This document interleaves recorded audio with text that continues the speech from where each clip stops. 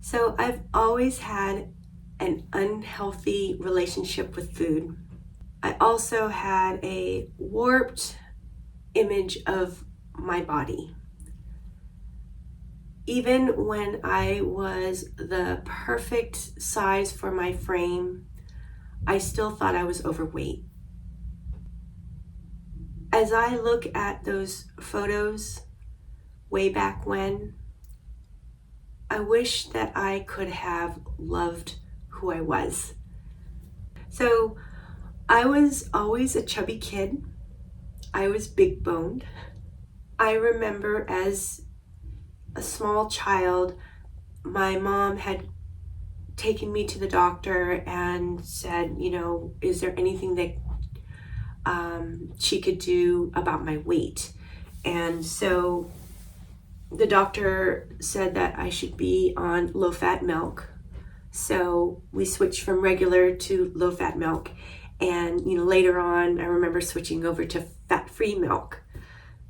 I remember my mom would lovingly and jokingly grab me and pull me on her lap, and she would say, "Oh, my big girl." My mom was very petite and very pretty. And I just remembered, why am I so much bigger than her? Why do I feel like a giant? I also remember in elementary school, a kid on the playground called me a pig. And, that really stuck with me. So those are things that I think helped form my relationship, my unhealthy relationship with food, and also formed a certain body image that I had of myself. In middle school, that's when I pretty much thinned out, and in high school, I pretty much stayed the same. I think I did gain a little bit of weight then, and I started worrying, and dieting at high school age. Now that I think about it, I was 125 pounds and I thought I was huge. So I really had the hardest time with my weight after the birth of my first baby. And at that point I was 170 pounds. For 5'2", according to, all the medical charts and things like that, I was obese. I was very much overweight. So I knew that I needed to lose weight. And that became the beginning, really, of my yo-yo dieting. I think I was 28, 29 at that point. And so over the next, in my 30s and 40s, 50s, my weight went up and down. I would lose 30 pounds, I'd lose 40 pounds, I'd gain it all back, I'd lose 30 pounds again, I would gain it, maybe gain more extra. It just became a yo-yo. And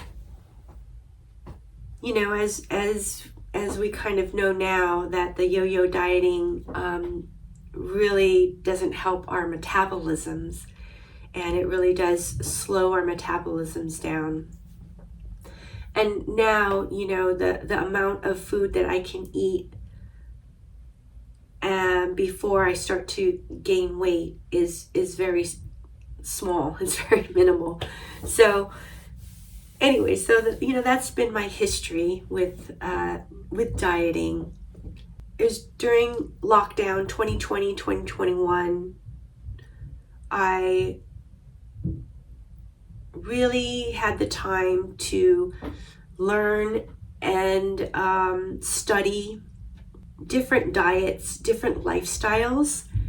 And that's when I was learning about paleo, whole foods, Whole Food 30s, I think that's called.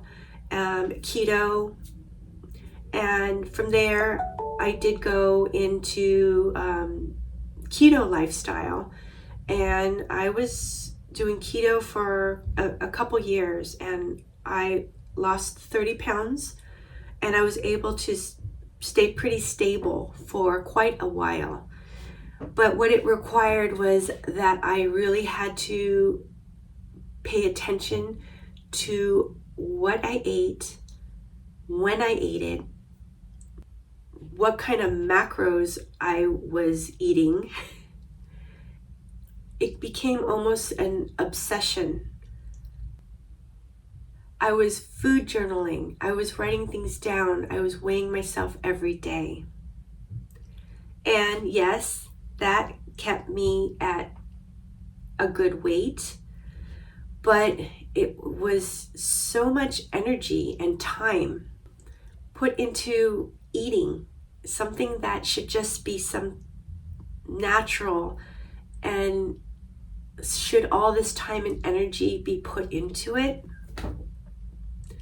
So a year ago, I decided to go ahead and really focus in on my business. I really wanted to build up my business. So I took my eye off of focusing on what I was eating and my diet, and I put my time and energy and focus on my business. So no longer was I tracking what I was eating. I didn't weigh myself for a year. 3 weeks ago, I stepped on the scale and I was shocked that I was back up to 170 pounds. Well, first thing I thought was, I definitely have to change this, and I need to start, back and tracking and weighing and doing all of that. But during this 3 weeks, I started thinking about it, because all these years, I'm 59, and all these years, I haven't been able to be successful in getting healthy and keeping my weight at a steady, good weight, enough to where I'm not pre-diabetic. And at my age, type 2 diabetes is something that's really prevalent, and something that I could easily become. So I thought, I need to change something. And what I realized is that it's the way I think about who I am and what my body image is. And it's also an unhealthy relationship that I have with food. I've always felt that I was an all or nothing kind of girl. And what I mean by that is, I thought I could never eat in moderation. And I would look at people who could, and I was just amazed and almost jealous of. And I thought, if only I could do it. I just can't. It's just not me. And if a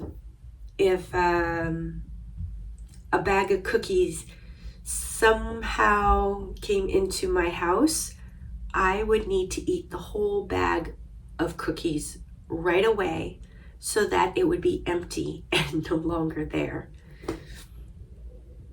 And that was always my thinking. It's, all or nothing. So I spent many, many years cutting out entire food groups, pushing them out, making my daughters hide their food so that I couldn't see it. Because if I did see it, then it was, I have to get rid of it by eating it all. I need to break free of this idea of the perfect body type, because I'm never going to achieve that. Or I have to change what I consider a perfect body type for me.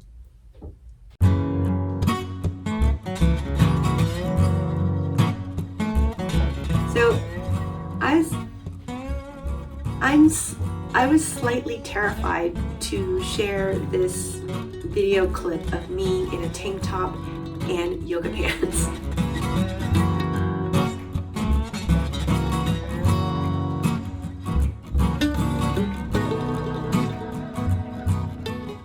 But then I realized that it's not as bad as I had imagined it in my own mind. And again, by me sharing it, by me putting it out and being accountable for, what I am today, I think might help free me from this so-called ideal body type. Maybe I can be more realistic on who I am and who I want to be, if that makes sense. I hope it does. I hope that it will help me move away from having this unhealthy vision of an ideal body type and move towards loving myself. What am I planning to do to achieve better health, get my weight under control for reasons other than, searching for an unattainable body type? My plan is to get more healthy, and I want to live the rest of my life healthier and happier and stronger and better. So I kind of looked at the blue zones, and the blue zone is sort of this region of the world where on average the people tend to live like longer and healthier lives, and there are so many more people there who live past the age of 100. So one of the areas in the blue zone is Okinawa, Japan. It's funny because that's where my mom's side of the family is from, Okinawa. So I'm kind of familiar with a lot of the different Okinawan foods and things. So one of the strategies for Okinawans is that they stop eating when they're 80% full. And this seems like a very simple idea. It does go against the whole all or nothing girl. But I thought, because it's so simple, perhaps it's something that I could do. But maybe what it is eat in moderation just felt so vague to me. It also felt so small. Like eat in moderation, it felt like, oh, you should eat until you're, 50% full, which seemed really restrictive. It seemed very, very restrictive. But 80% full, that seems good to me. So I think, that's something that I'm going to keep in my head as I eat my meals. I'm going to think about that. So 3 weeks ago, I weighed 170 pounds. And now, today, I weigh 163 pounds. So I've lost 7 pounds during this 3 weeks. And I'm happy about that. I'm going to not be obsessed about measuring, tracking, all of that. I am going to, weigh myself when I can. I'm planning on eating healthy whole foods most of the time and eating whatever I want some of the time. If I could try to keep top of mind that I'm going to stop eating when I'm 80% full, I'm going to cut back on carbs, focus more on, proteins, fats, fruits and vegetables. Going back to the gym, lifting weights, doing my hip hop class. 5 and 6 and 7 and 8. 4 and 6 and 7 and 8. That's right.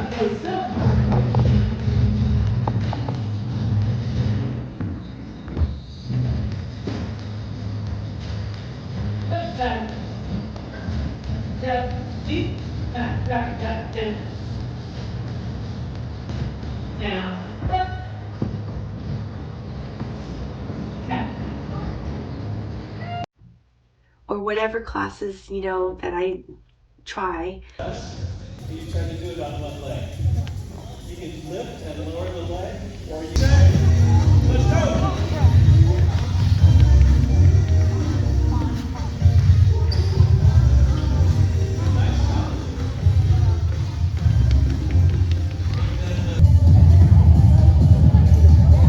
And time.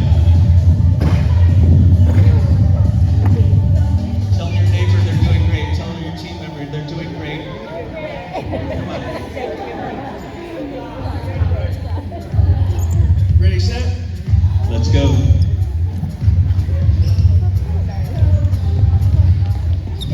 10 more seconds. Go, go, go. Mountain climbers.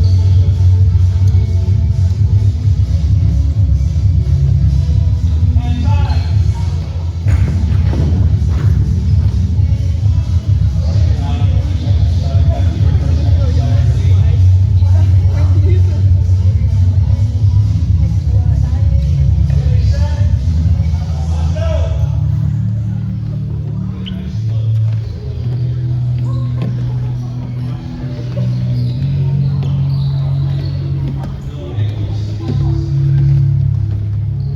I think all of that is going to help me increase my metabolism, gain more muscle and strength, get better balance and stamina. There's such a freedom when we can take care of ourselves just for ourselves and not for anybody else. Not for a husband or a mother or boyfriend or our peer group. I don't care what other people think as much now than when I did when I was in my 20s. I wonder if that just comes with age. I do have to say that it's very freeing, and I love that. So yes, this is the beginning of my health and fitness journey, and there's more to come. So if you're joining me on this start over, or just observing, or thinking about joining, please leave me your comments below, because it's so helpful to know that we're not alone.